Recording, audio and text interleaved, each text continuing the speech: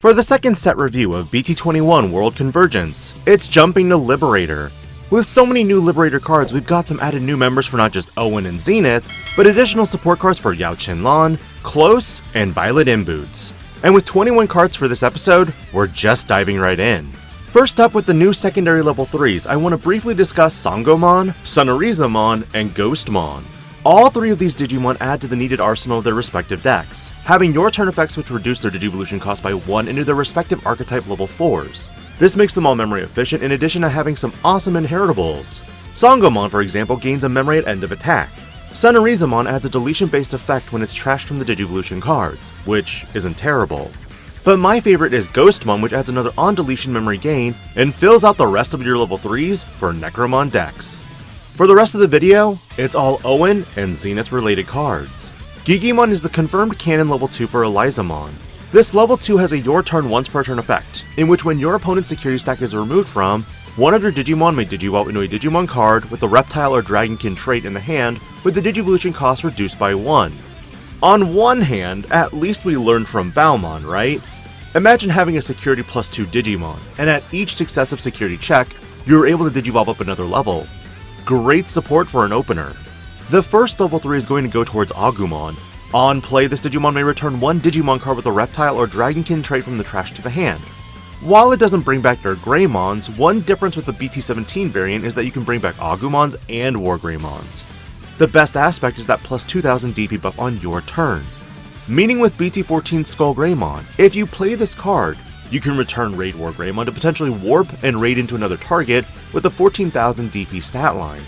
Elizamon makes her grand debut as the searcher of the deck, adding one reptile or dragonkin trait card and one card with a Liberator trait. Option cards included. This will be nice. Her security effect is a memory gain when your opponent's security stack is removed from.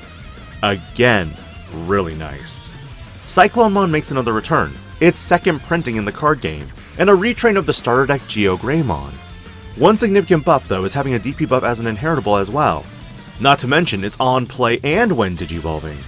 Totally worth. Dimetromon is the tamer player for Owen Dreadnut while you have one or fewer tamers. Damn it Bandai, where is my Greymon that does the same thing? Its inheritable effect is identical to Elizamon's, giving you a potential 2 memory gain with a security check if Elizamon is in the sources. Considering you could Evo in a BT14 Raid WarGreymon and end of turn attack, if you passed the turn at 2 memory, you might be able to pull it back and then do more damage. Cyberdramon makes its first appearance as not only a red cyborg Digimon, but a dragonkin as well. On play and when digivolving, if your opponent has 5 or fewer security cards, they place one card from their hand as the bottom security. Then they trash their top security card. In some ways this could be advantageous, but allowing your opponent to set up their security can have some major downsides. Board-wide options? Oof. This Digimon also power creeps the Metal Greymon on DP, providing 4000 DP instead. You know what that means? Machinedramon support. But moving to Lamiamon, this level 5 Dragonkin Liberator trait Digimon is the level 5 of elizamon, and has the newest keyword, Progress. While attacking, your opponent's effects don't affect this Digimon. Perfect. Immunity from everything through the end of your attack. No more Blast Digivolution effects, and no security effects will affect you either. It's perfect. This Digimon also sports a your turn effect, in which when any of your Reptile or Dragonkin trait Digimons attack target change, trash your opponent's top security card. Yeesh, that is really strong. The inheritable is an all turns once per turn effect, in which when your opponent's security is removed from, you may play one Reptile or Dragonkin trait Digimon card with 5000 DP or less from your hand without paying the cost. Set up the Blast Digivolve plays, or even that Cyclonemon, or maybe even an Agumon for some bond action. I have a lot of silly ideas for this deck. WarGreymon has a new variant that has a baseline stat of 11,000 DP for an 11 play cost. Did I mention that this card is an uncommon, which makes it fairly valuable in regulation battles?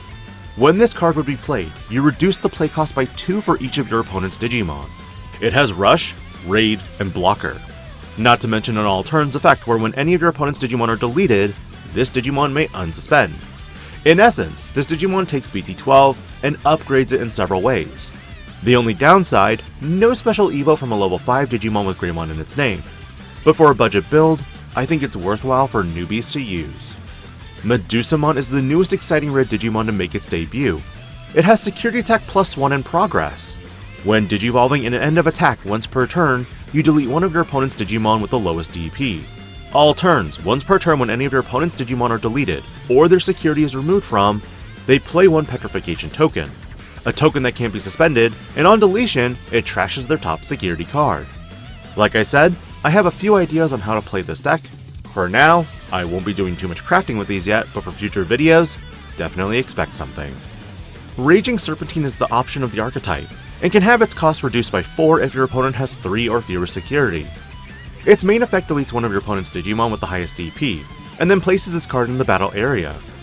All turns when your security stack is removed from, one of your Reptile or Dragon Kintrate Digimon may digivolve into a Reptile or Dragon Kintrate Digimon in the hand without paying cost. In other words, the potential to go from a single breaker to a double breaker is maddening. Its security effect simply deletes one of your opponent's Digimon with the highest DP.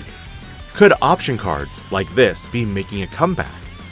As for Owen Dreadnought, this new tamer gains you a memory at the start of main phase if your opponent has a Digimon in play. Not to mention, its end of turn effect grants you the ability for your Digimon with a Reptile or Dragonkin trait to gain piercing. Oh, and did I mention you could also attack with that Digimon at the end of turn? I am so excited to test this deck. As for Zenith, Sumemon is the level 2 for Galacticmon decks. All turns while this Digimon has 4 or more vemmon in the Digivolution sources, it gets plus 3000 DP. That's pretty big. And all turns? Shame it's archetype specific. The new vemmon allows you to trash one card with vemmon in its text to return one non-Digi-Egg card with vemmon in its text from your trash to hand. Neat. Recycling for your other pieces. Its inheritable is a your turn once per turn effect, that when this Digimon would digivolve into a Digimon card with vemmon in the text, you reduce the Digivolution cost by 1, combining old effects with newer effects to maintain consistency. That's really strong. Snatchmon has an on-play and when digivolving effect that reveals the top 3 cards of the deck, adds 1 card with vemmon in its text among them, and then trashes the rest. Then you may play up to 2 vemmon cards from your trash as one of your Digimon's bottom Digivolution cards.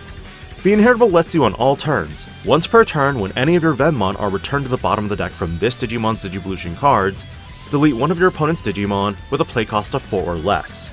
Floodgate killers? Bam! Gone. Only downside I see with this archetype is the higher than normal Digivolution costs, but they're there for a reason. Not to mention, we also have vemmon to help reduce those costs. Destromon's newest variant has a when digivolving effect, where until the opponent's turn ends, their effects can't trash this Digimon's stacked cards. Then to one of your opponent's Digimon, de-digivolve one on one of their Digimon. All turns when this Digimon would leave the battle area, you may play one vemmon from its Digivolution cards without paying the cost. While not necessarily protection, it does give you some ability to recycle it should it be deleted, because you can just play out the new vemmon to bring it back. As for the inheritable, its ability to return 2 vemmon from the sources allows you to end an opponent's attack. Omnimon X on a level 5 body, pretty slick. As for the newest Galacticmon, this Digimon digivolves from a level 5 Digimon for 6, or Snatchmon for a cost of 9. By placing 4 cards with vemmon in their text from your trash as this Digimon's bottom Digivolution card, you may use one Ragnarok cannon from your hand or trash without paying the cost.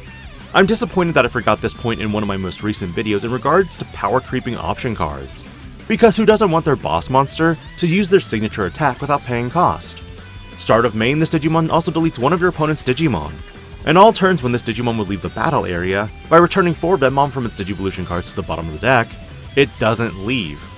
Anti-removal as well? Perfect. As for Zenith, this new variant is the memory fixer and reveals the top 3 cards of the deck. Among them you may play 1 vemmon without paying the cost, or add 1 with vemmon in its text to the hand. The rest get trashed. A Searcher Zenith? Oh boy. The last card for today's set review is going to be Ragnarok Cannon. This 6 cost option card deletes one of your opponent's Digimon with the lowest play cost, and then places it in the battle area. It has a delay effect in which when one of your Galacticmon attacks, delete one of your opponent's Digimon with the lowest play cost. If this effect didn't delete, trash the top cards of your opponent's security so that it has 1 card left. Excuse me? Excuse me! This also explains how Owen lost. Although there are currently no cards in which vemmon can find Liberator trait cards, the fact that it has vemmon in the text makes it a valid search target. The security effect of this card simply plays 1 card with vemmon in its text with a play cost of 6 or less from your hand or trash without paying cost. Then this card is added to the hand. Neat. Overall, in regards to the Liberator support cards, I have to say Bandai has definitely made a lot of progress on these archetypes. And while I'm excited to start playtesting Owen's archetype line, are you excited for the additions to Ryugumon, Pyramidimon, and Necromon? Do you think Zenith's Galacticmon line will be competitive? More competitive than we've already seen in some events? Or do you think with the fall of Purple Hybrid, we'll see a lot less of it now? Let me know your thoughts on this video, and I'll catch you on more set review videos this week. This is DIGI-PANDA, logging out.